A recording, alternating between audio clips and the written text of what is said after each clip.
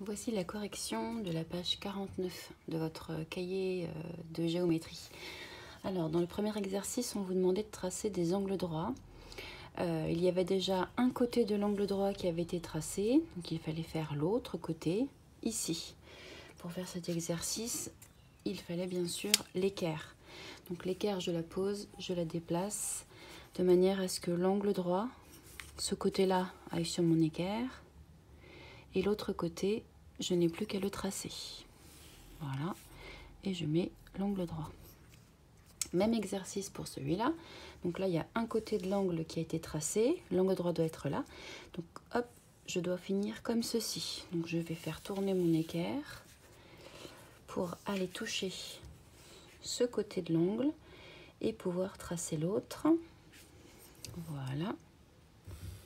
Hop, et je note l'angle droit.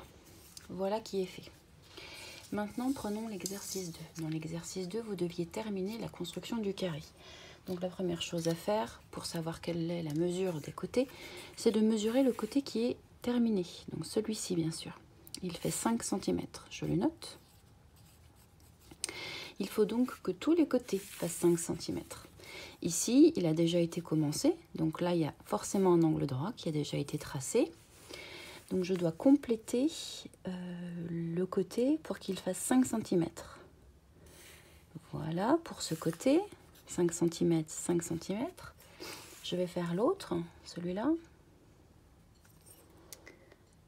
Le voici. Et maintenant, il ne me reste plus qu'à fermer. Voilà. C'est fait.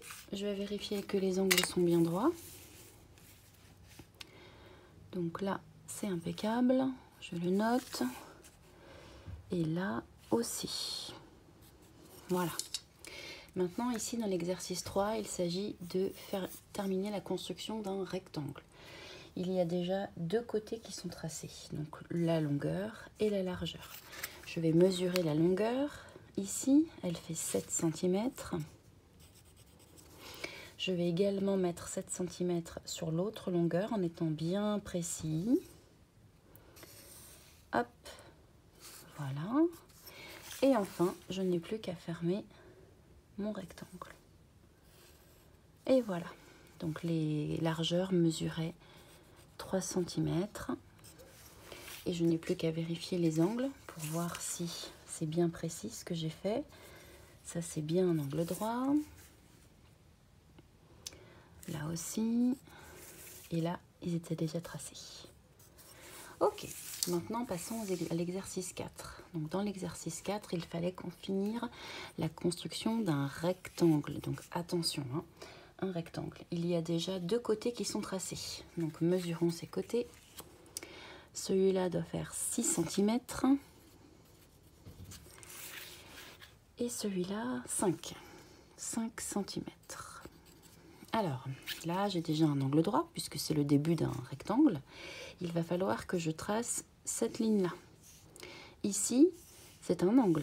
Et comme un rectangle a 4 angles droits, je vais devoir tracer un angle droit. Donc, je positionne mon équerre sur un côté de l'angle et je trace l'autre, sans faire attention à la mesure. Maintenant, je prends ma règle et le côté opposé doit faire la même taille, donc 5 cm. Je mesure 5 cm et je mets un petit repère. Voilà. Hop. Et je n'ai plus qu'à relier pour finir ma construction. Et voilà. Donc là, ça fait 6 et là 6 cm et des deux côtés 5 cm. Je peux vérifier pour être sûr, oui, que ce sont bien des angles droits qui ont été tracés. Impeccable. Pour la dernière construction, c'est un carré. Deux côtés sont tracés. Donc ces deux côtés doivent avoir la même mesure puisque c'est un carré. Ça fait 4 cm.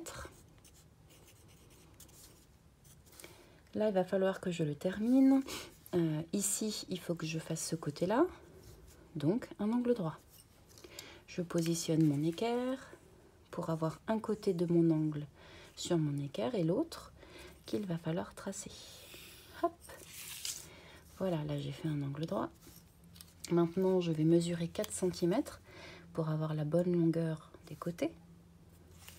Ça y est, ça fait 4 cm. Et puis, je n'ai plus qu'à relier. Fermer ma figure.